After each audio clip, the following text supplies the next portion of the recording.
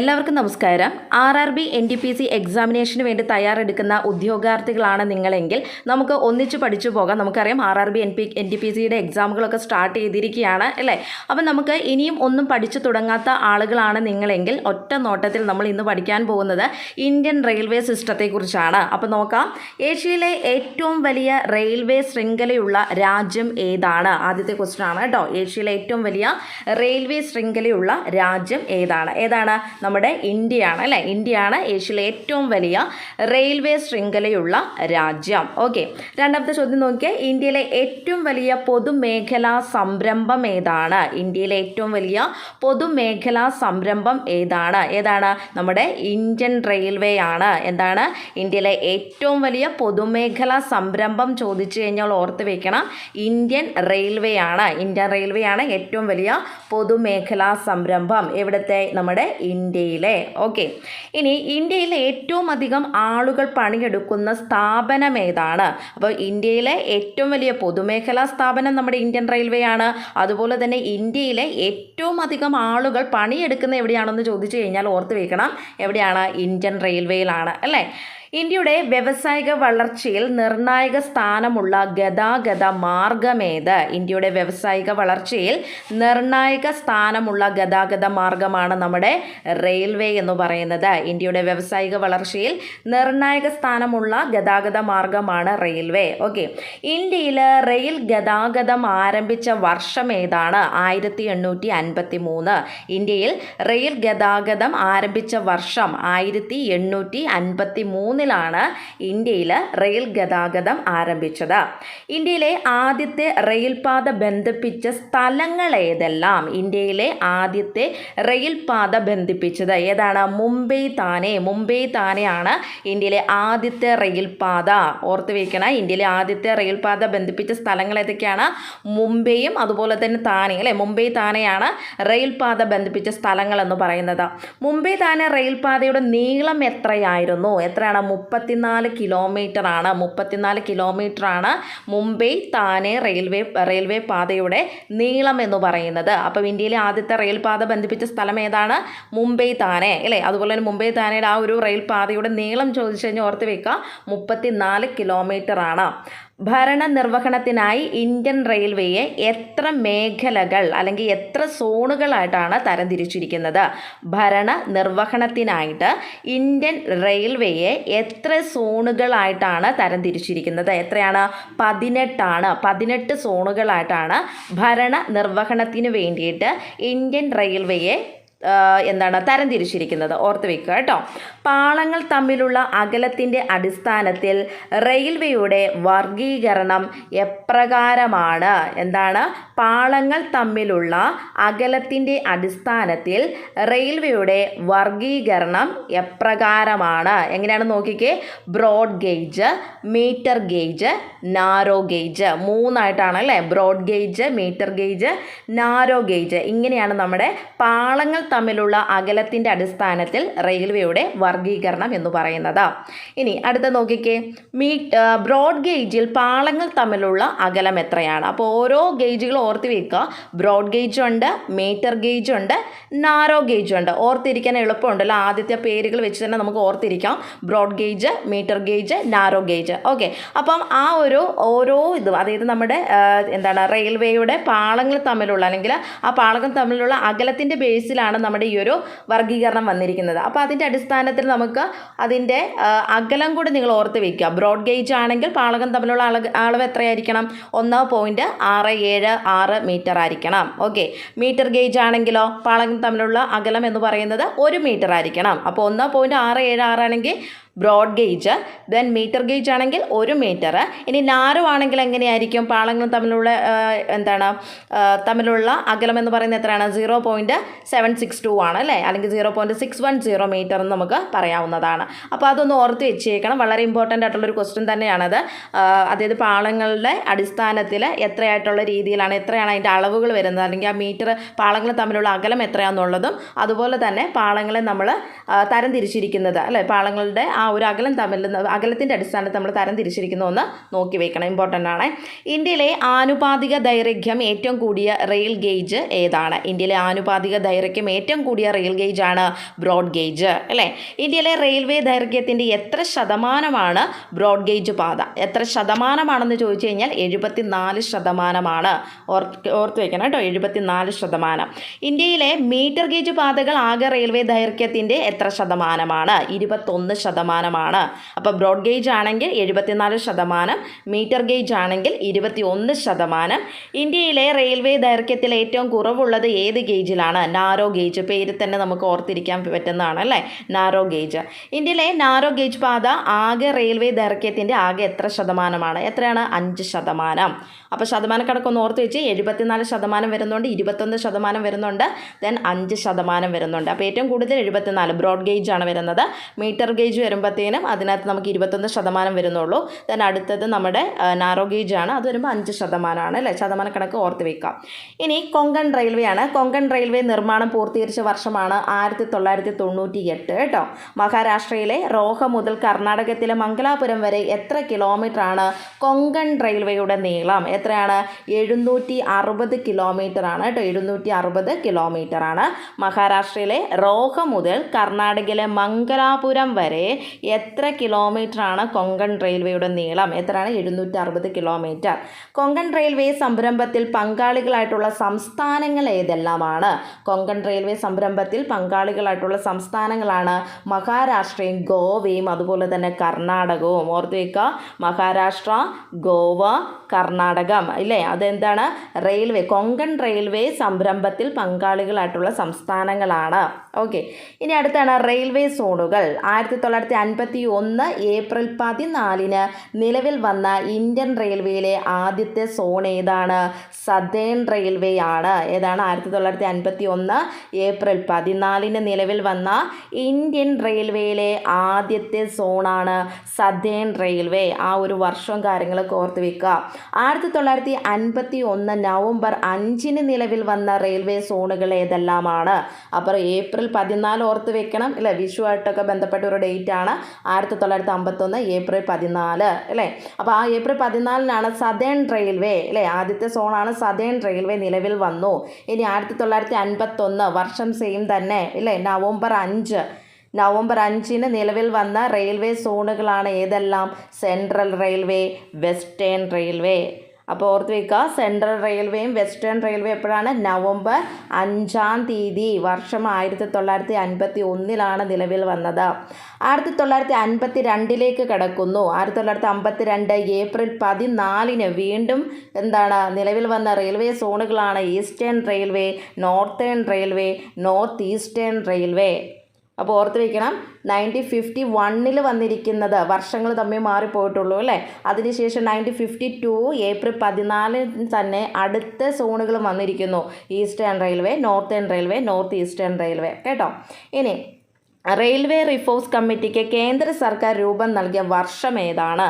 1981 കേട്ടോ. റെയിൽവേ റിഫോഴ്സ് കമ്മിറ്റിക്ക് കേന്ദ്ര സർക്കാർ രൂപം നൽകിയ വർഷം 1981. 2010 ഡിസംബർ 29 സോണൽ റെയിൽവേ പദവി നൽകപ്പെട്ട ഇന്ത്യയിലെ മെട്രോ റെയിൽവേ സർവീസ് ഏതാണ്? കൊൽക്കത്ത മെട്രോയാണ് കേട്ടോ. കൊൽക്കത്ത മെട്രോയാണ്, ഓർത്ത് വെക്കണം, ഇമ്പോർട്ടൻ്റ് ആണ്. 2010 ഡിസംബർ 29 സോണൽ റെയിൽവേ പദവി നൽകപ്പെട്ട ഇന്ത്യയിലെ മെട്രോ റെയിൽവേ സർവീസ് ഏതാണ്? കൊൽക്കത്ത മെട്രോയാണ്.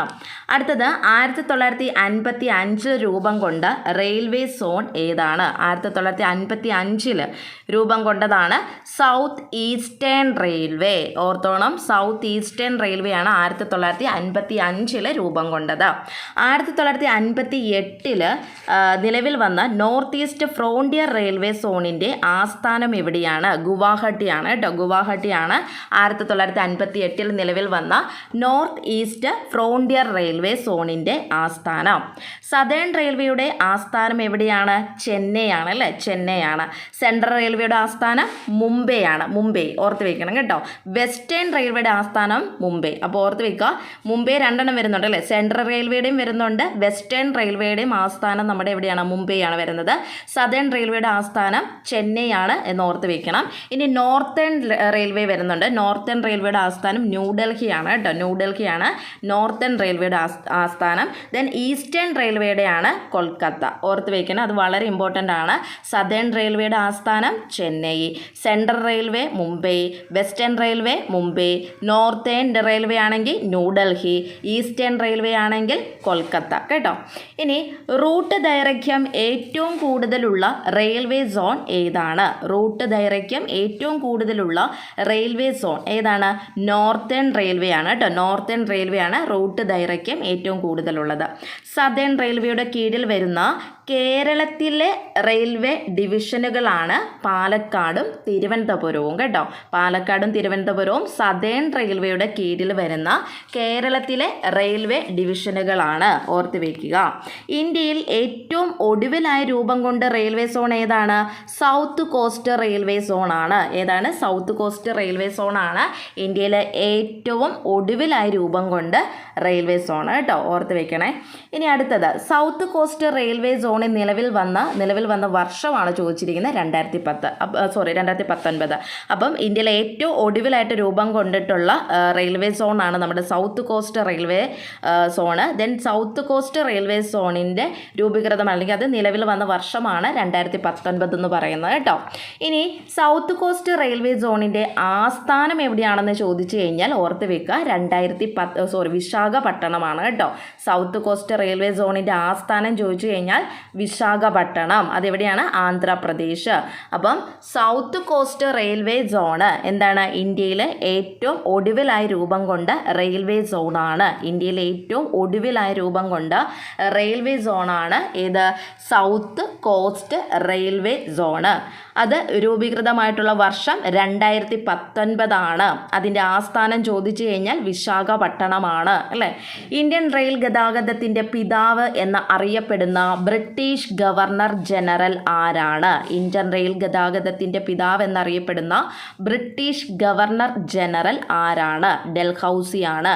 ഡൽഹൌസിയാണ് ഇന്ത്യൻ റെയിൽ ഗതാഗതത്തിൻ്റെ പിതാവെന്ന് അറിയപ്പെടുന്ന ബ്രിട്ടീഷ് ഗവർണർ ജനറൽ.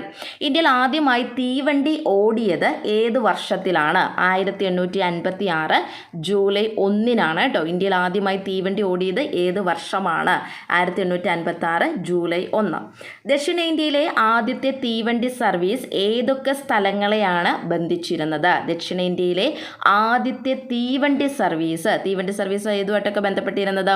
ചെന്നൈയിലെ വൈഎസ്ആർ പാണ്ടി മുതൽ വലാജ റോഡ് വരെ. എന്താണ്? ചെന്നൈയിലെ വൈഎസ്ആർ പാണ്ടി മുതൽ വലാജ റോഡ് വരെയാണ് ദക്ഷിണേന്ത്യയിലെ ആദ്യത്തെ തീവണ്ടി സർവീസ് സ്ഥലങ്ങൾ, അല്ലെങ്കിൽ ഏതൊക്കെ സ്ഥലങ്ങളുമായിട്ട് ബന്ധപ്പെട്ടിരുന്നു എന്ന് ചോദിച്ചു കഴിഞ്ഞാൽ ചെന്നൈയിലെ വൈഎസ്ആർ പാണ്ടി മുതൽ വലാജ റോഡ് വരെയാണെന്നുള്ളത് ഓർത്തിരിക്കാം. ഇന്ത്യയിലെ ആദ്യത്തെ പർവ്വത റെയിൽവേ ഏതാണ്? Darjeeling Himalayan railway Rajarani express ആണ്. ഇന്ത്യയിലെ ആദ്യത്തെ പർവ്വത റെയിൽവേ ഏതാണ്? Darjeeling Himalayan railway Rajarani express, ഓർത്ത് വയ്ക്കാം. ഇന്ത്യൻ റെയിൽവേയുടെ ഭാഗ്യമുദ്രയാണ് ഭോലു എന്ന ആനക്കുട്ടി. ടോയ് ട്രെയിൻ എന്ന് അറിയപ്പെടുന്നത് എന്താണ്?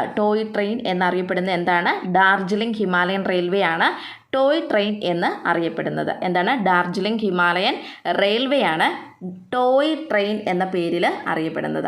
ഇന്ത്യയിലെ ഏറ്റവും വേഗം കുറഞ്ഞ ട്രെയിൻ സർവീസ് ഏതാണ്? നീലഗിരി മൗണ്ടൻ റെയിൽവേ ആണ് ഇന്ത്യയിലെ ഏറ്റവും വേഗം കുറഞ്ഞ ട്രെയിൻ സർവീസ് കേട്ടോ. ഇന്ത്യയിലെ ഏറ്റവും വേഗം കുറഞ്ഞ ട്രെയിൻ സർവീസ് ചോദിച്ചു കഴിഞ്ഞാൽ നീലഗിരി മൗണ്ടൻ റെയിൽവേ ആണെന്നുള്ളത് ഓർത്ത് വയ്ക്കുക.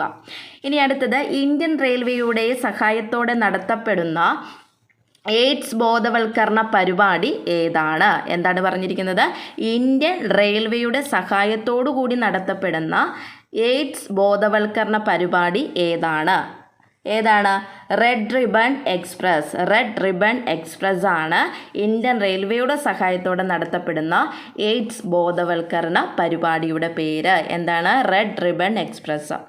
റെയിൽവേ ട്രാക്കുകളിലൂടെ ട്രക്കുകൾ വഴി ചരക്കു നീക്കം നടത്തുന്ന സംരംഭത്തെയാണ് റോ ട്രെയിൻ എന്ന് പറയുന്നത്. റെയിൽവേ ട്രാക്കുകളിലൂടെ ട്രക്കുകൾ വഴി ചരക്കു നീക്കം ചെയ്യുന്ന സംരംഭമാണ് റോ ട്രെയിൻ. അടുത്തത്, സംസ്ഥാന തലസ്ഥാനങ്ങളെ അതത് സംസ്ഥാനങ്ങളിലെ പ്രധാന നഗരങ്ങളുമായി ബന്ധിപ്പിച്ചുകൊണ്ടുള്ള തീവണ്ടി സർവീസാണ് രാജ്യറാണി എക്സ്പ്രസ് എന്ന് പറയുന്നത്. സംസ്ഥാന തലസ്ഥാനങ്ങളെ അതത് സംസ്ഥാനങ്ങളിലെ പ്രധാന നഗരങ്ങളുമായി ബന്ധിപ്പിച്ചുകൊണ്ടുള്ള തീവണ്ടി സർവീസാണ് രാജ്യറാണി എക്സ്പ്രസ്. അടുത്തത്, ഇൻ്റഗ്രൽ കോച്ച് ഫാക്ടറി എവിടെയാണ് സ്ഥിതി ചെയ്യുന്നത്? പെരമ്പൂർ. റെയിൽ കോച്ച് ഫാക്ടറി എവിടെയാണ്? Kapurthala. Integral coach factory Perambur. Chittaranjan locomotive works ഏത് സംസ്ഥാനത്താണ്? പശ്ചിമ ബംഗാളിലാണ് ചിത്തരഞ്ജൻ ലോക്കോമോട്ടീവ് വർക്ക്സ്. ഓർത്ത് വെക്കുക, ചിത്തരഞ്ജൻ ലോക്കോമോട്ടീവ് വർക്ക്സ് പശ്ചിമ ബംഗാളിലാണ്. ആദ്യ കേന്ദ്ര റെയിൽവേ മന്ത്രിയായിരുന്ന മലയാളി ആരാണ്? ആദ്യത്തെ കേന്ദ്ര റെയിൽവേ മന്ത്രിയായിരുന്ന മലയാളി ആരാണ്? Doctor John Mathai. ഓർത്ത് വെക്കുക, ഡോക്ടർ ജോൺ മത്തായി ആണ് ആദ്യത്തെ കേന്ദ്ര റെയിൽവേ മന്ത്രി ഡോക്ടർ ജോൺ മത്തായി. ഇനി നമുക്ക് മെട്രോയാണ് പഠിക്കാനായിട്ടുള്ളത്. മെട്രോയുണ്ട്, റെയിൽവേ ബജറ്റിനെ കുറിച്ച് നോക്കാനായിട്ടുണ്ട്. അതേപോലെ തന്നെ നമ്മുടെ വന്ദേ ഭാരത് അല്ലേ, വളരെ പ്രധാനപ്പെട്ട ഒരു ടോപ്പിക്കാണ്. അപ്പോൾ അത് നമുക്ക് അടുത്ത ക്ലാസ്സിൽ നോക്കാം. ഇത്രയും കാര്യങ്ങൾ, അതായത് നമ്മുടെ ഇന്ത്യൻ റെയിൽവേ ബേസ് ചെയ്തിട്ടുള്ള പ്രധാനപ്പെട്ട ക്വസ്റ്റ്യൻ ആൻസേഴ്സ് ആണ് നമ്മളിപ്പോൾ ഒന്ന് നോക്കി വിട്ടത്. അപ്പോൾ ഇത് നിങ്ങൾ നന്നായിട്ട് പഠിച്ചു വെക്കുക. കാരണം ഈ ഒരു ഭാഗത്തു നിന്നൊക്കെ ക്വസ്റ്റ്യൻസ് എന്തായാലും നമുക്ക് ഈ ഒരു എക്സാമിന് പ്രതീക്ഷിക്കാവുന്നതാണ്. അപ്പോൾ എന്തായാലും ഇത് നിങ്ങൾക്ക് എക്സാമിന് ഉപകാരപ്പെടുന്നതായിരിക്കും. അതുപോലെ തന്നെ നമ്മുടെ RRB NTPC എക്സാമിന് വേണ്ടിയിട്ടുള്ള പ്രീവിയസ് ഇയർ ക്വസ്റ്റ്യൻ പേപ്പേഴ്സിലെ കുറച്ച് ക്വസ്റ്റ്യൻസും ആൻസേഴ്സും ഒക്കെ നമ്മുടെ ചാനലിലൂടെ നോക്കി പോകുന്നുണ്ട്. ആവശ്യമുള്ള ഉദ്യോഗാർത്ഥികൾ എത്രയും പെട്ടെന്ന് തന്നെ വീഡിയോ കാണുക. അതുപോലെ തന്നെ ചാനൽ സബ്സ്ക്രൈബ് ചെയ്യുക. നമ്മളെല്ലാവരും ഒരുപോലെ തന്നെ എക്സാമിന് വേണ്ടിയിട്ട് തയ്യാറെടുക്കുന്നവരാണ്. സോ നന്നായിട്ട് പഠിക്കാനായിട്ട് ശ്രദ്ധിക്കുക. എക്സാമുകൾ എല്ലാവർക്കും എളുപ്പമാകട്ടെ. അതുപോലെ തന്നെ ഒന്നും പഠിച്ചു തുടങ്ങാത്ത ആളുകളാണെങ്കിൽ പോലും ഇന്ന് മുതൽ നിങ്ങൾ എക്സാമിന് വേണ്ടിയിട്ട് തയ്യാറെടുക്കുക. എന്തായാലും കിട്ടാനുള്ളത് നമുക്ക് തന്നെ കിട്ടുന്നതായിരിക്കും. അപ്പോൾ അതുകൊണ്ട് നന്നായിട്ട് പഠിക്കുക. നല്ലൊരു മാർക്ക് നിങ്ങൾക്ക് സ്കോർ ചെയ്യാനായിട്ട് സാധിക്കട്ടെ. എന്തായാലും നമുക്ക് ഒന്നിച്ച് തന്നെ പഠിച്ചു പോകാം. അടുത്തൊരു വീഡിയോയിൽ കാണാം. Thank you.